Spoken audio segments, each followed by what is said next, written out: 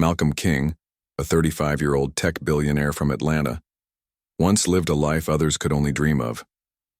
He owned a soaring software empire, cruised around in sleek luxury cars, lived in a marble-wrapped mansion in the exclusive Buckhead neighborhood, and had a stunning wife, Chantel, a former model turned socialite.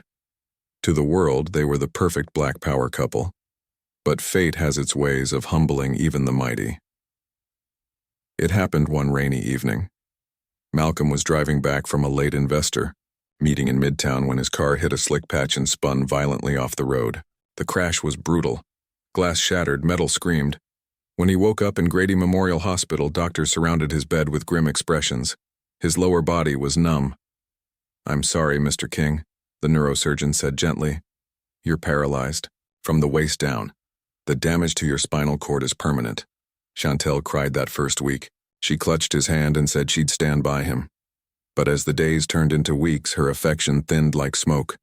The glamorous wife who once kissed his cheek before every board meeting now spent her nights club hopping, uploading flashy photos on social media, and ignoring his calls for help. "I have a life to live, Malcolm," she said one evening, rolling her eyes as he struggled to shift in bed. "I didn't sign up to be some full-time nurse." "Chantel, please stay," he begged, his voice cracking under the weight of helplessness. She folded her arms and said coldly, "Then get a maid, or I'll get a lawyer." He felt like his heart cracked again, worse than the crash.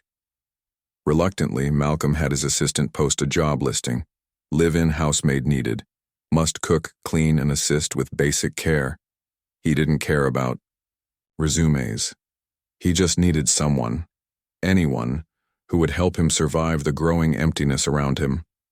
And that's how Imani Carter came into his life. Imani Carter stood outside the towering black gates of the King estate, gripping the handle of her worn-out duffel bag.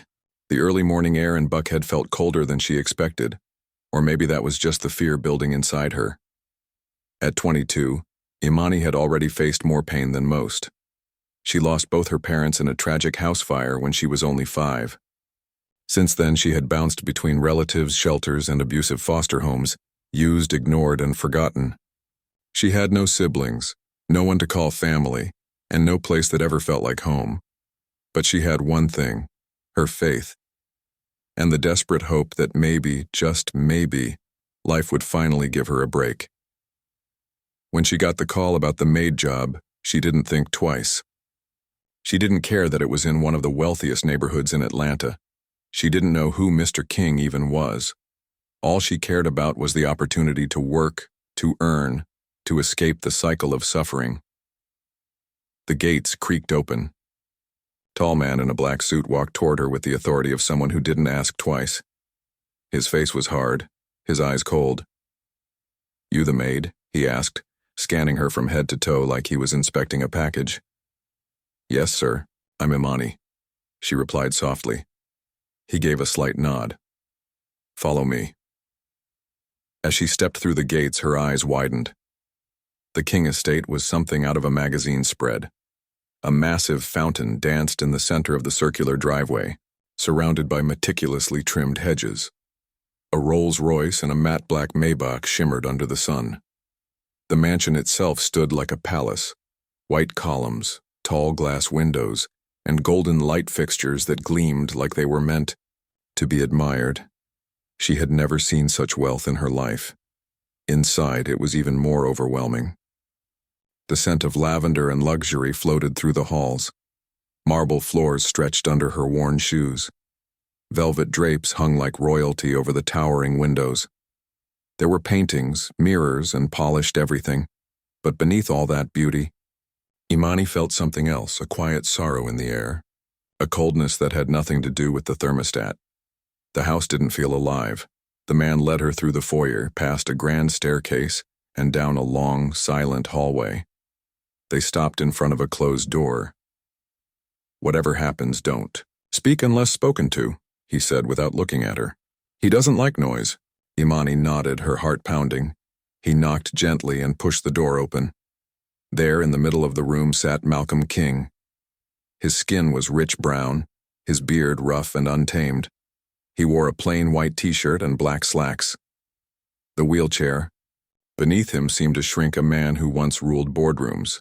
His eyes were heavy, eyes that had seen too much and slept too little. Imani lowered her gaze respectfully. "Good afternoon, sir." Malcolm didn't answer. He barely looked at her. "Leave us," he said to the man who nodded and quietly exited. There was silence. "You don't look like a nurse," Malcolm finally said, his voice calm but tired.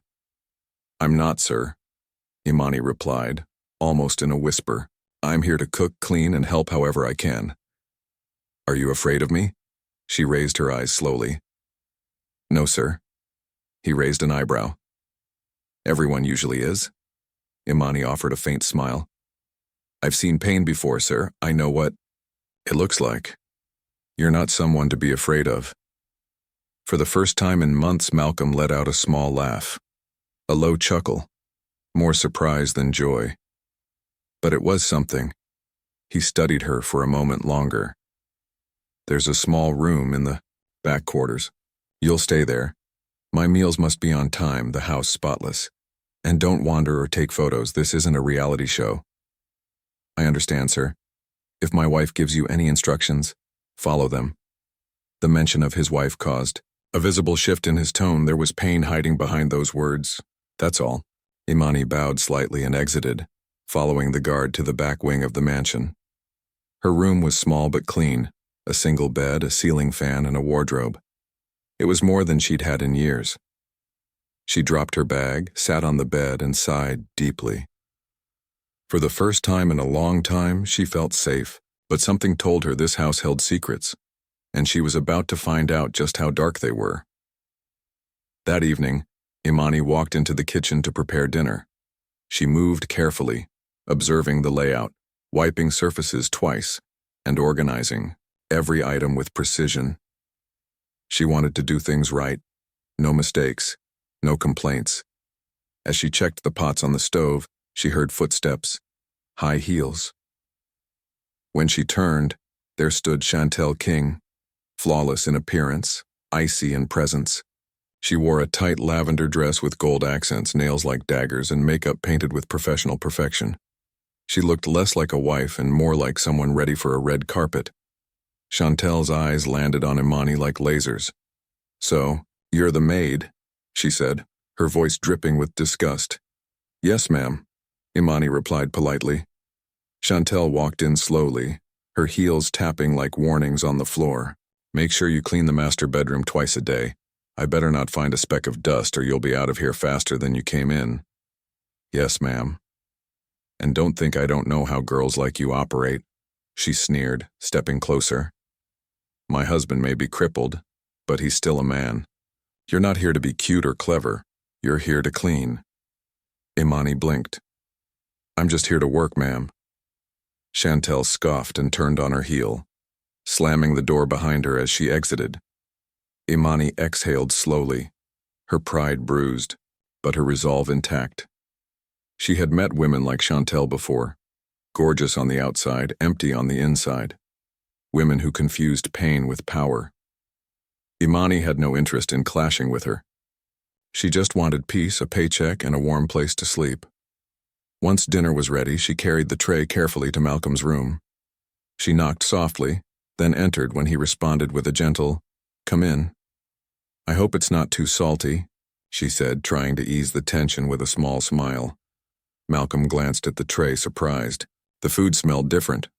Warm, real, like something made from scratch with hands that had known hunger. He picked up a spoon, tasted it, and paused. "This is actually good," he said, his tone almost surprised. Imani's smile grew. "Thank you, sir." He looked at her again, this time with more curiosity than dismissal. "What did you say your name was?" "Imani, sir." He nodded slowly. "You have a kind face, Imani." Her heart softened slightly. "And you have tired eyes, sir." He paused, caught off guard. "No one's ever said that to me." "Well," she replied gently, "no one's probably looked close enough." That night, Imani returned to her small room, knelt beside the bed, and whispered a prayer. Lord, I don't know why you brought me here, but please, please use me. And help Mr. Malcolm find joy again.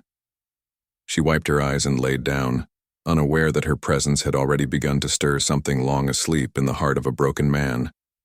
Imani was already sweeping the marble hallway when she heard the soft jingle of keys and the creak of the front door. She turned just in time to see Chantel King tiptoeing inside, her high heels in one hand, her tight red dress wrinkled from a long night out. Glitter sparkled on her chest and her makeup was smudged like she had danced her way through midnight. Imani froze mid-sweep. Chantel looked up and scowled. "What are you staring at?" she snapped. Imani bowed her head slightly. "Good morning, ma'am." Chantel didn't respond. She hissed under her breath and marched upstairs, disappearing into the hallway like a ghost that didn't belong in daylight. Imani remained still, her broom resting against the wall. A strange weight sat in her chest. Something about it all felt wrong. A married woman returning home at sunrise while her paralyzed husband lay helpless and alone in bed. It made her stomach churn. Later that morning, Malcolm called Imani into his room. "You're up early," he said as she adjusted the blanket across his lap. "I've always been an early bird," she replied with a quiet smile. "I like to start work before the sun fully wakes up." He gave a faint chuckle. "I noticed you're different." There was silence for a moment. Then she spoke gently. "Sir, would you like to sit outside today? A little sunlight might help lift your mood." He hesitated, as if the idea was foreign. "I haven't been outside in months," he admitted. "Maybe it's time," she said softly. "I can push you in the wheelchair, just for a few minutes. The garden looks peaceful." He looked at her, uncertain, but something in her voice, steady, kind, made him nod. "Okay." Imani helped him get dressed, wrapped a light blanket around his legs and slowly wheeled him through the grand hallway, down the ramp, and into the backyard. It was a warm Atlanta morning. The air smelled of jasmine and dew. Birds chirped in. The trees and the soft wind swayed the flower beds planted around the cobbled pathway. It was beautiful, peaceful. Malcolm closed his eyes. "I forgot how fresh air feels," he said with a deep sigh. "You've been trapped inside too long," Immani said. "Even a tree needs sunlight to grow." He turned and looked at her. "You speak like someone who's read a lot," she smiled. "I never went to school properly, but I read anything I find. Books saved me from many lonely nights." They sat like that for nearly an hour, talking. Not about pain, not about loss, just small things, flowers, music, dreams. It was the first time in a long time that Malcolm didn't feel like a burden. Imani spoke to him like he was a man, not a broken body in a chair, but their peace was short-lived. Suddenly, a sharp voice rang out from the doorway. "What is going on here?" Imani turned. Chantel stood by the glass door, arms folded, eyes flaming. Imani stood quickly. "We were just getting some fresh air, ma'am." Chantel marched toward them. "You didn't ask me before going outside," she barked at Malcolm. He narrowed his eyes. "I don't need your permission to see the sun." She turned her fury on Imani. "Go back inside." Imani said nothing. She quietly wheeled Malcolm toward the door. That evening, Malcolm sat in his bedroom, the shadows long and heavy. His hands rested on the arms of his wheelchair, clenched tightly. He looked up as Chantel entered the room. "Where were you last night?" he asked. She rolled her eyes. "Out." "I'm not your father, Chantel. I'm your husband." "A husband who can't walk," she spat, her voice bitter. "Do you know what it feels like to be stuck with a man who used to be a lion but now is just a shadow?" Malcolm's chest tightened. "You said you loved me." "I loved the man you used to be," she replied. "Now, I feel like a prisoner. I didn't sign up to be a nurse. I'm still young, Malcolm. I won't waste my life pushing a wheelchair." He stared at her, his voice low. "So that's it. You've moved on." She leaned close, her breath laced with perfume and poison. "I've been moved on. I only stayed because of one thing. Tears welled in Malcolm's eyes. Then why don't you just leave? Because I want everything that comes with this marriage. The house, the cars, the lifestyle. And if you're not careful, you'll lose it all. She turned to walk away. Malcolm's voice cracked. You mock me. You live in my house, spend my money, and treat me like garbage. She stopped at the door. What are you going to do, Malcolm? Roll over me? And then she laughed. Cold, cruel, final. She left the room, the sound of her heels echoing down the hall. Malcolm sat in silence, the walls closing in around him. Outside the door, Immani stood frozen. She hadn't meant to listen, but she heard every word, and it broke her heart. The next morning, the mansion was quiet, but tension lingered in the air like smoke after a fire. Immani kept her head down and stayed busy, sweeping, organizing the pantry and scrubbing the kitchen until it sparkled. She avoided Chantel's path, but her heart remained heavy with the words she had overheard the night before. Later that day, Chantel called out, her voice sharp and impatient. Imani! Yes, ma'am, she replied, quickly appearing in the foyer. Take this dress to the dry cleaner, and come straight back. Don't try anything funny. Imani nodded and took the designer gown carefully. As she walked down the driveway toward the street, she clutched it tightly, as if it were a fragile truth. On her way back, she stopped by a small pharmacy to buy antiseptic cream for a cut on her hand. While waiting in line, she overheard two women chatting beside the register. Girl, did you see Chantel King at the club last night? The other woman raised an eyebrow. Again with that tall guy? You mean Tariq, the one with the tattoo down his neck? Yeah. Ain't she still married? They say her husband can't even walk. What's a woman supposed to do? Imani's heart dropped. So it was true. Back at the mansion, she placed the dry-cleaned dress in Chantel's closet without a word, then took Malcolm his lunch. He was staring out the window, his face distant. She placed the tray on the table near him. Sir, would you like something else? She asked gently when he didn't touch the food. He shook his head. No appetite. Immani hesitated. Then she walked around the table and quietly sat across from him. Sir, life doesn't end in a wheelchair. Malcolm turned to her slowly. His eyes were tired, hollowed out. How do you stay so hopeful, Immani? She breathed in deeply. I've lost everything too. My parents, my home, even my sense of worth. I've been passed around, beaten down, but every time I wake up, I choose to keep going. Because each day I'm alive is a chance to start again. He looked at her in silence for a long moment. You're stronger than you look, he said, quietly. And you're more than your legs, sir, she replied. You still have a mind, a heart, a voice. Use them. That night, Malcolm couldn't sleep. Her words echoed in his mind like a song that wouldn't stop playing. He stared at the ceiling for hours. He remembered who he was. A creator, a fighter, a man who had built his company from the ground up, who had faced boardroom sharks and cutthroat deals. How had he let this chair become his cage? Maybe, he whispered to the darkness.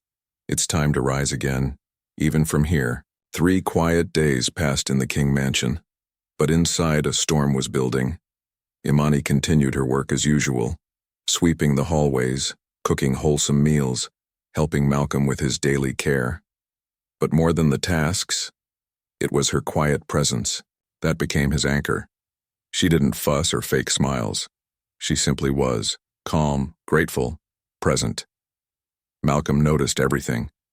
She never stared at the wealth around her, never acted impressed by the luxury, never asked for anything. She just did her job, with care, with pride, with dignity, and he was changing. Each day he asked her to wheel him outside. He requested books. He asked her to bring him his old tech journals and business newspapers. One afternoon he even asked her to help him sit at his old desk in the home office. You can't type, Immani said gently as she adjusted his seat. Then I'll think, he replied with a smile. Maybe even dream again. She smiled back, and in that moment, he looked less like a patient and more like a man rediscovering his power. But that evening everything shifted. It was nearly 9 p.m. The mansion had gone quiet. Imani had just finished cleaning the last of the dishes when she heard the sharp sound of heels across the floor. She turned toward the hallway. Chantel walked past the kitchen in a tight black velvet dress, glittering heels, and fire-red lipstick. Her perfume burned the air and her phone buzzed in her hand like a signal from another world. Imani stepped forward instinctively. "Ma'am, would you like me to pack you some dinner?" she asked politely. Chantel spun around sharply. "Who asked you to speak to me? I was only trying." Chantel raised her hand as if to slap, then stopped just short. "Mind your business, you dumb little orphan." Imani lowered her eyes, her hands trembling. "Yes, ma'am." Chantel rolled her eyes and strutted out the front door. Imani peered through the side window and saw a sleek black car pull up to the gate. Inside sat a tall, muscular man with dreadlocks and a tattoo snaking down his neck. Her heart skipped. That must be Tariq, the man from the club, the one the women in the pharmacy were whispering about. Without hesitation, she ran to Malcolm's room. He looked up, startled. "Imani? What is it?" "I'm sorry, sir. I know I shouldn't be in a rush, but I think there's something you need to see." He narrowed his eyes. "What is it?" "I think your wife is going out again, with someone." Malcolm's face went still. "Are you sure?" She hesitated. "I saw the car. It wasn't a taxi." The man looked familiar. He didn't speak. "I didn't want to say anything before," she continued softly. "But I overheard some women at the pharmacy. They said Chantel has been out almost every night with a man named Tariq. They said she's been seen at the club multiple times." He clenched his fists. "Bring me my phone." She handed it to him. He tapped into a private security app, one built by his own tech company, and pulled up footage from the gate camera. There she was, Chantel, dressed to kill, blowing a kiss to the man in the car before stepping inside. Malcolm stared at the screen. His jaw clenched, his face pale. Imani stepped back. "Sir, I'm sorry. I didn't want to hurt you with this." He raised a hand, his voice low and steady. "Thank you, Imani. That'll be all for tonight." She bowed slightly and slipped out of the room. That night, Malcolm didn't sleep. He sat by the window in silence, the city lights flickering outside. The truth had cut deep. Not just Chantel's betrayal, but the boldness of it, the cruelty, the mockery of everything they'd built together. She had left him a long time ago, not physically, but emotionally, spiritually, and morally. But she had made one mistake. She thought he was weak. Malcolm stared into the darkness and whispered to himself, "I may be sitting in this chair, but I'm still the man who built an empire from scratch." The next morning, sunlight slipped through the blinds of Malcolm's room, casting golden streaks across the floor. But he was already awake. He had been all night. When Immani entered, with his breakfast tray, he was sitting straighter than usual, a quiet intensity in his eyes. "Good morning, sir," she said softly. He looked at her and nodded. "Immani, wheel me to the study." She hesitated, caught off guard by his sudden energy. "Of course, sir." As she helped him get dressed and adjusted his wheelchair, she asked gently, "Are you feeling okay?" He looked at her, a spark returning to his voice. "I'm more than okay. I'm awake." The words hit her like a silent clap of thunder. Inside the study, the air was still and heavy with memories. It had been weeks since Malcolm had entered. The room had once been his throne, a place of strategy, power, and control. Today, it would be again. He asked Immani to place his iPad on the desk and connect the wireless keyboard. She did so carefully, watching him with quiet awe. Malcolm began typing, one letter at a time, slowly, but with purpose. By noon, his lawyer, Mr. Deshaun Hughes, arrived at the mansion, a sharp, focused man in a gray suit and glasses, who had represented Malcolm through everything from acquisitions to crisis. "I came as quickly as I could, Mr. King," Deshaun said, placing his briefcase on the desk. "What's going on?" "Sit down." Malcolm replied calmly. We need to talk. About my will. And my marriage. Immani sat silently in the corner, pretending not to listen. But every word landed like thunder in her chest. I want everything. Changed, Malcolm said firmly. If I die, Chantel gets nothing. Not the house, not the company shares, not the cars, nothing. Deshawn blinked. Understood. And I want divorce plans drafted. Quietly. She doesn't see it coming. The lawyer nodded again. Yes, sir. Immani glanced at Malcolm. This was no longer the man she had met in that dim bedroom weeks ago. This was Malcolm King, the lion, rising again. That night, Chantel returned to the mansion in a rush of perfume and false smiles, her heels clicking sharply against the marble floor. Her lipstick was smeared and her laughter echoed in the hallway as she talked loudly on her phone. She didn't notice Malcolm waiting in the corridor near the living room, his wheelchair parked in the shadows. When she saw him, she jumped slightly. What? What are you doing here? I wanted to stretch my legs, Malcolm said, his tone dry. Though that's something you wouldn't understand. She scowled. So now you're monitoring my every move? He rolled forward, slowly, deliberately. I've been watching everything, Chantel. Her eyes narrowed. What are you talking about? He didn't blink. Tariq, tall, tattoo on the neck, drives a black car. Her face lost color. You don't even bother to hide it anymore, he said coldly. You walk out like a queen, forgetting this is my kingdom. My name, my house. Chantel opened her mouth to speak, but he cut her off. I've already spoken to my lawyer. If you want to leave, leave, but you'll walk away with nothing. You can't do this, she screamed. You're in a wheelchair. What can you? Possibly. I can. And I did. In a sudden rage, she lunged forward to slap him, but before her hand landed, Immani stepped between them. Don't, she said firmly, locking eyes with Chantel. Don't lower yourself further. Chantel froze. The silence between the three of them was thick with fire. Then, with a bitter laugh, Chantel spun around and stormed upstairs, her heels pounding the staircase. Malcolm turned to Immani, his eyes red, his breath shaky. I'm sorry you had to see that. Immani shook her head gently. I'm just glad you finally stood up, even without your legs. For the first time in weeks, Malcolm smiled. But in the shadows of the hallway above, Chantel watched them silently. Her face twisted with fury and something else.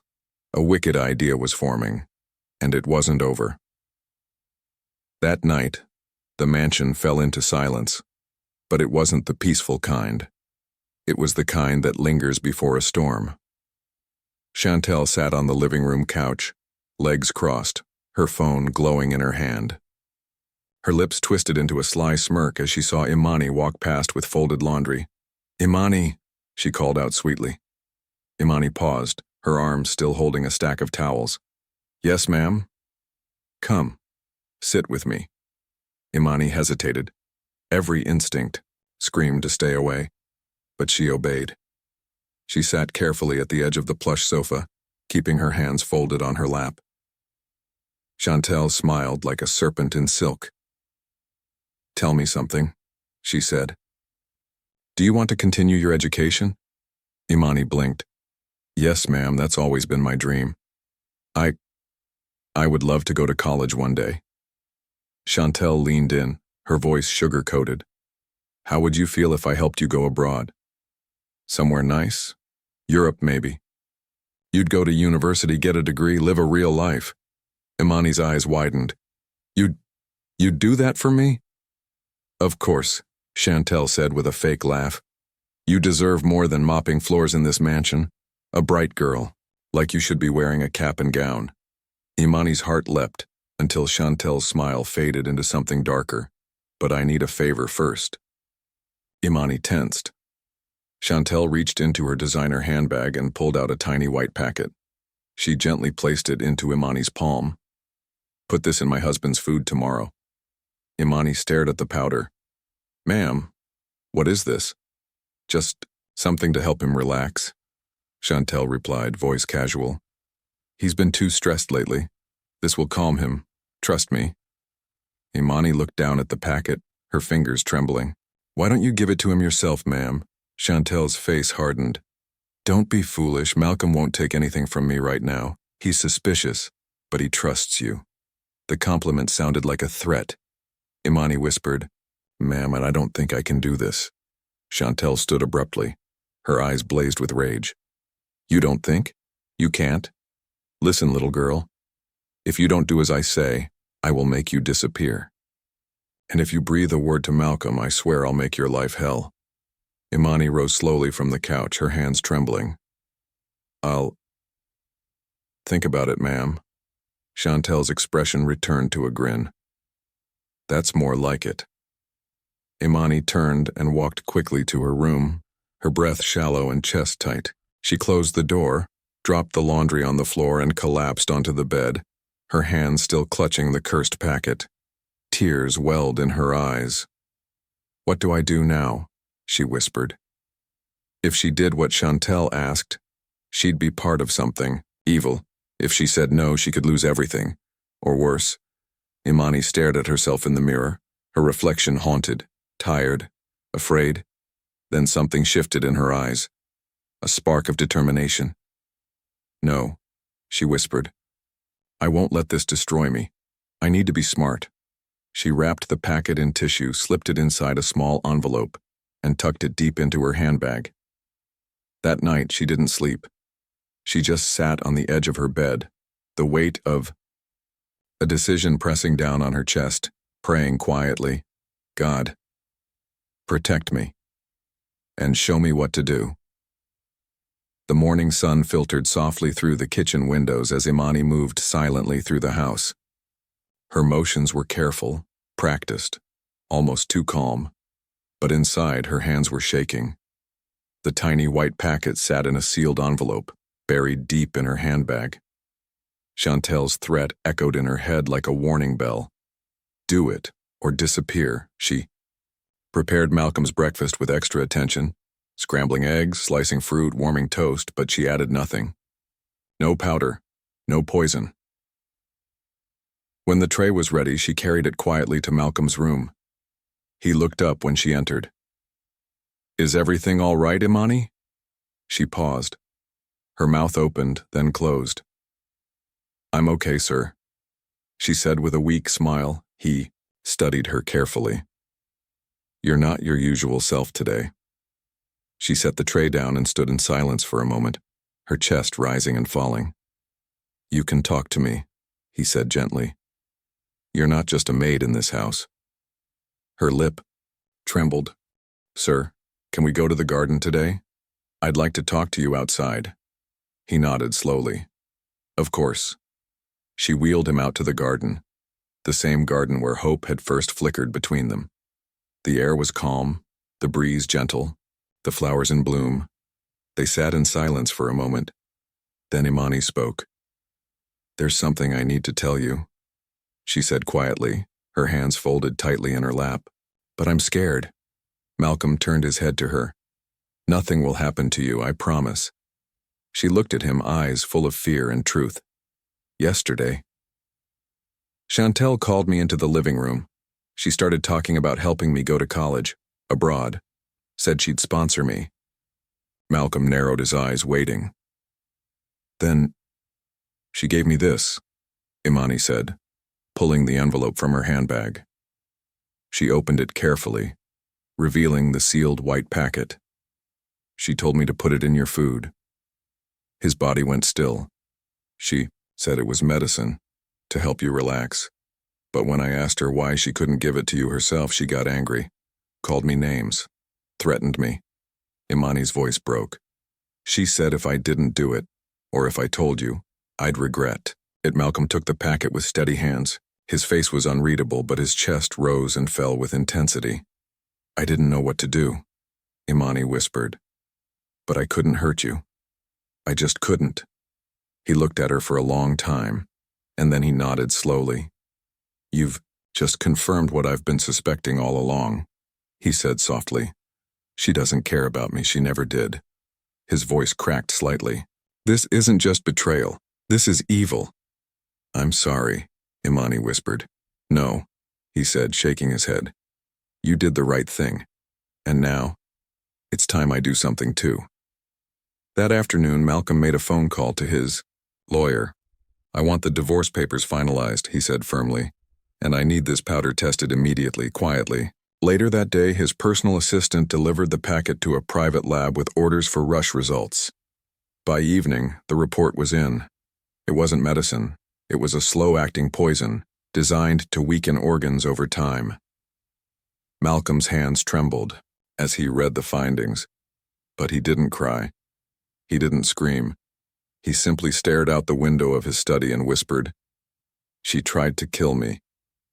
The next morning, Malcolm sat quietly at the breakfast table, staring at his untouched toast while the truth boiled silently beneath his calm exterior. Immani entered the kitchen and began preparing lunch, her movements careful and composed. She remembered Malcolm's instructions from the night before. Act normal, say nothing.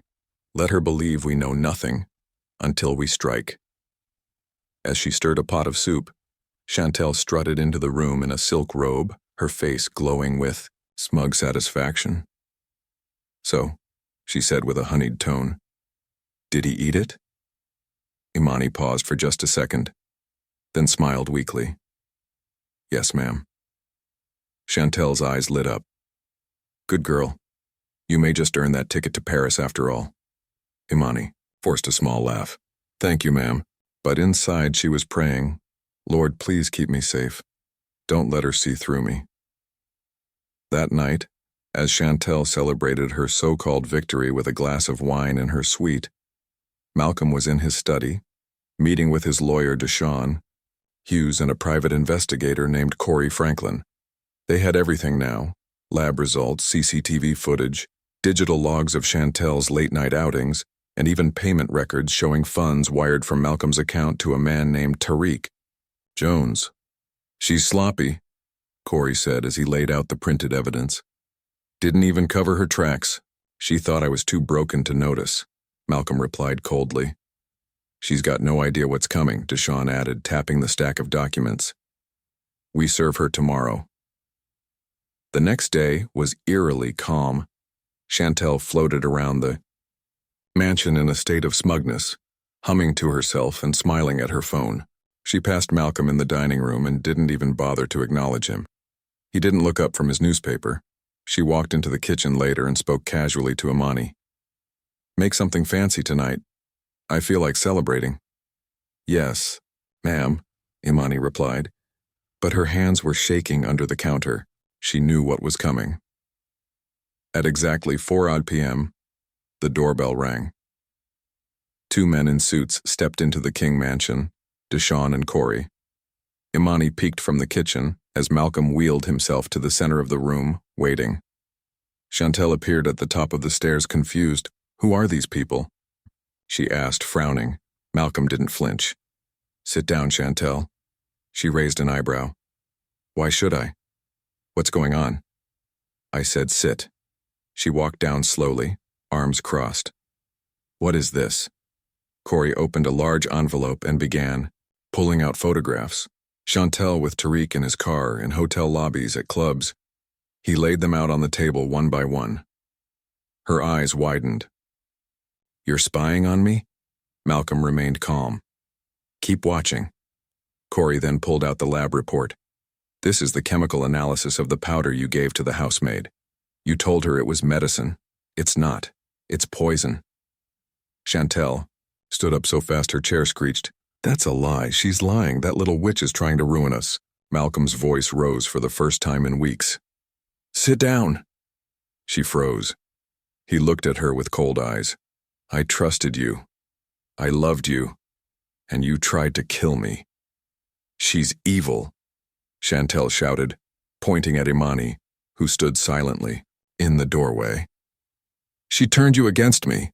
Deshawn dropped a thick folder on the table. "Those are your divorce papers. Mr. King has already signed them." Chantel's knees buckled. "No, no, Malcolm, please." "I was scared. I made a mistake. It wasn't supposed to go this far." He turned his head away. "I forgave you the first time. You used that forgiveness to sharpen your knife. Tears streamed down her face. "Don't leave me, please. I can change. This time for real." He shook his head slowly. "You chose betrayal. Now live with it." Deshawn nodded to Corey, who stepped forward. "You have 48 hours to vacate the house." Chantel slowly stood, her hands trembling, her face pale. She turned toward Immani with a look of fury. "This is your fault, you wicked little orphan," she screamed. "I gave you a future, college, a better life. You threw it away." Immani didn't respond. She just looked at her with calm strength.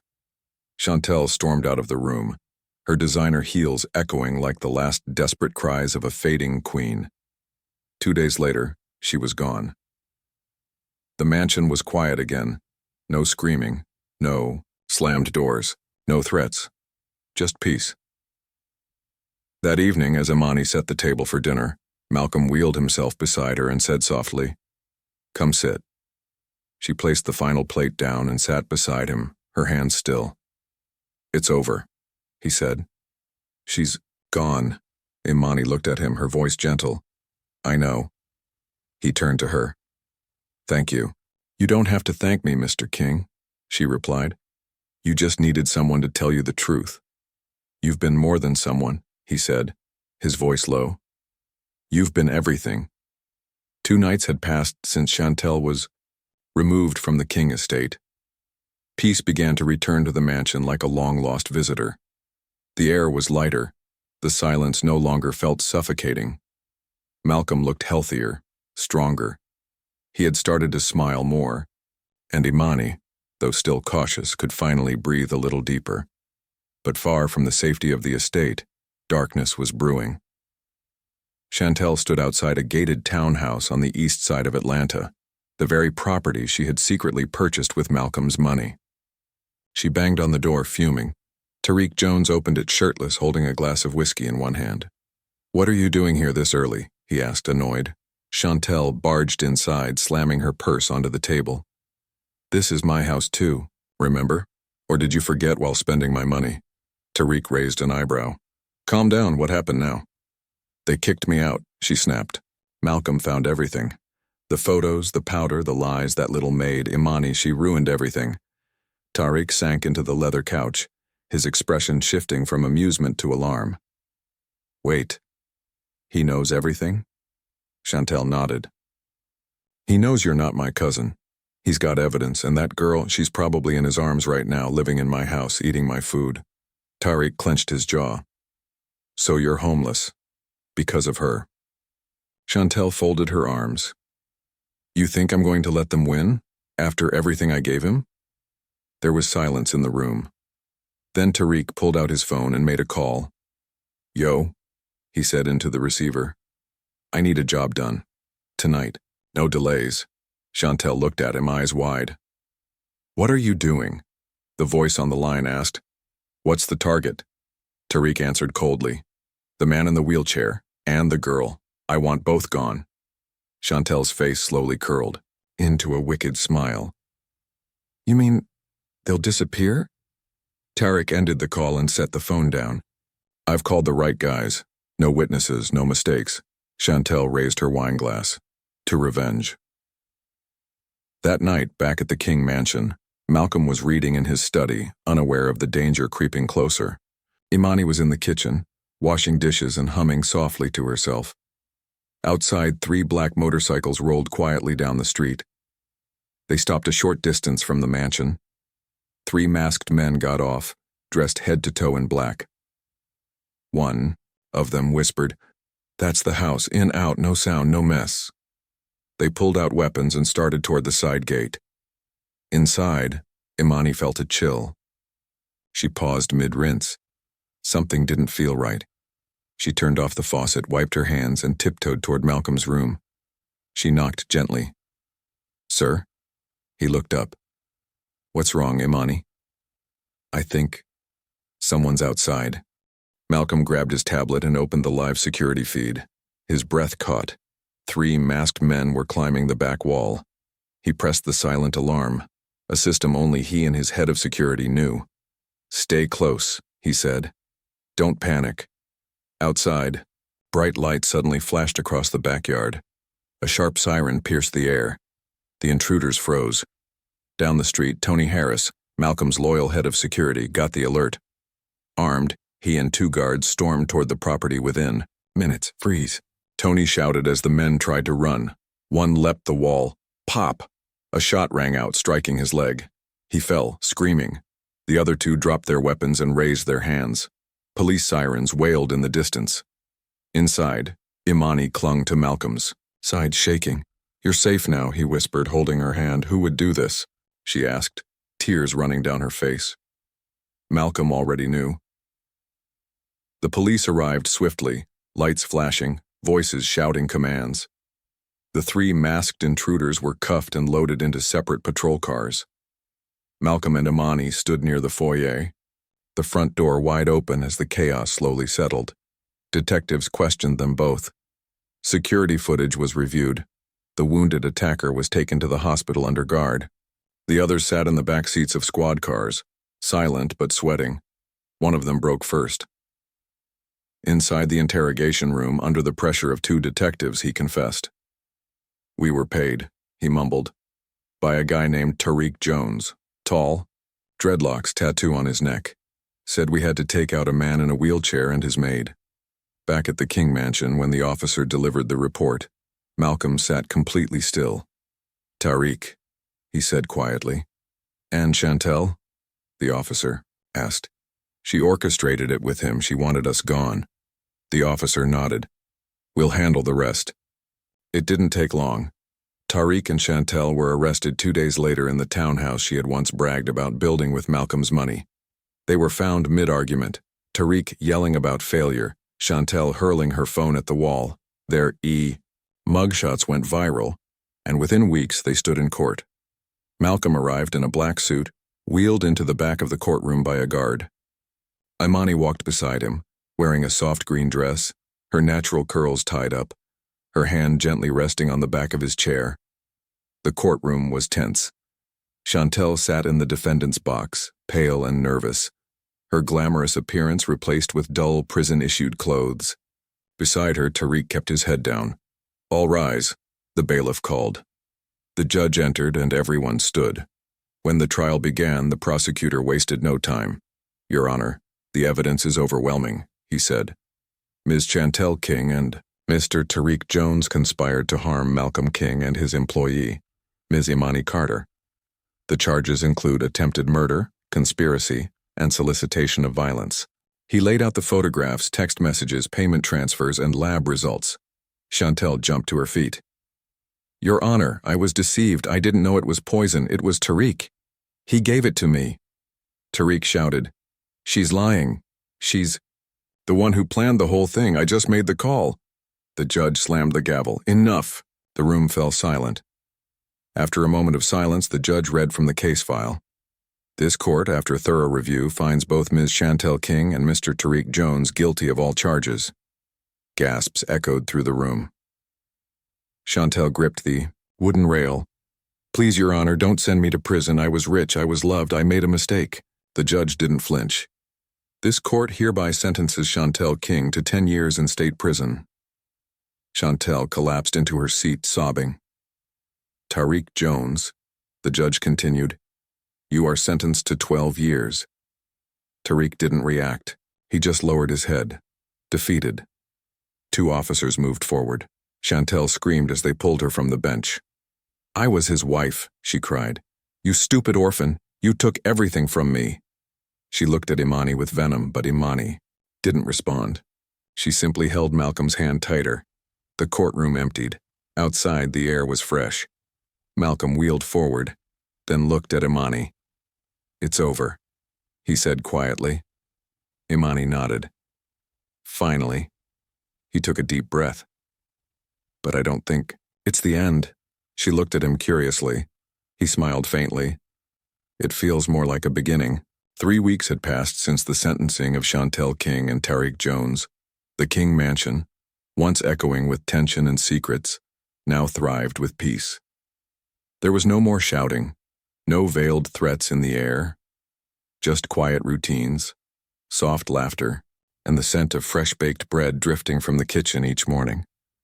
Immani was out in the garden watering the lilies. She wore a simple blouse and jeans, her hair tied in a scarf. The sun bathed the flowers and her face in golden warmth. From the patio doors, Malcolm watched her. He looked different now, stronger. The weight in his eyes had lifted, replaced with something clear and steady. His skin glowed with color. His shoulders held pride again. He wheeled himself outside and stopped at the edge of the garden path. "Imani," he called gently. She turned, smiling.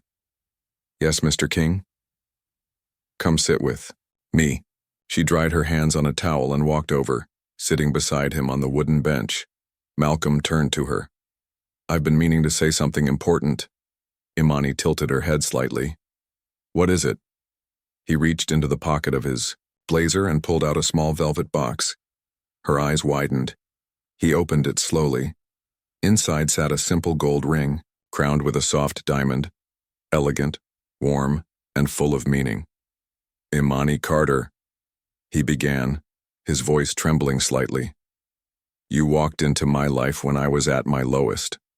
You fed me, cared for me, fought for me, when I couldn't even fight for myself." Her lips parted, a hand rising to cover her mouth. "You gave me hope," he continued. "You reminded me that even broken things can bloom again. That love is not about perfection, but about truth, loyalty, and light." He looked into her eyes. "Will you marry me?" Tears filled her eyes. "Mr. King," she whispered. He smiled, faintly. "Don't call me that." She let out a soft laugh through her tears. "Malcolm." He nodded. "Yes, Malcolm. Yes," she said, voice cracking with joy. "I will marry you." A quiet breeze passed between them as they held hands, the ring catching the sunlight like a tiny fire. Then something even more astonishing happened. As Immani stood up to hug him, Malcolm gripped the side of the bench and rose to his feet. "Immani," gasped, stepping back in shock. "Malcolm! You're walking?" He stood tall, his legs trembling slightly, but firm. "Yes," he said softly. "I've been able to for a while." She stared at him, speechless. "But why didn't you say anything?" He took her hand in his. "Because I needed to know the truth, about everything, about Chantel, about who loved me and who only loved my money." Immani's heart raced. "So you pretended?" He nodded. "Every step of this house was a test, and God sent me the answer I want through you." She touched his face gently. I don't know what to say. Say you'll be my wife, not because I can walk again, but because you love me as I am." She smiled through her tears. "I will.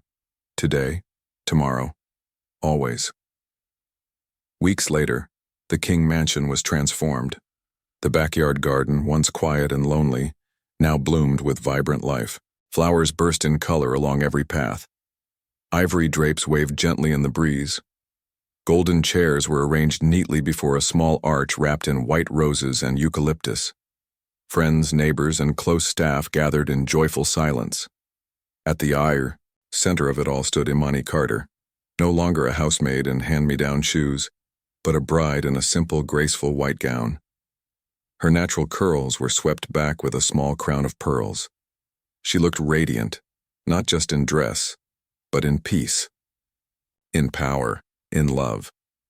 Beside her stood Malcolm King, wearing a crisp gray suit, his posture proud, his presence undeniable.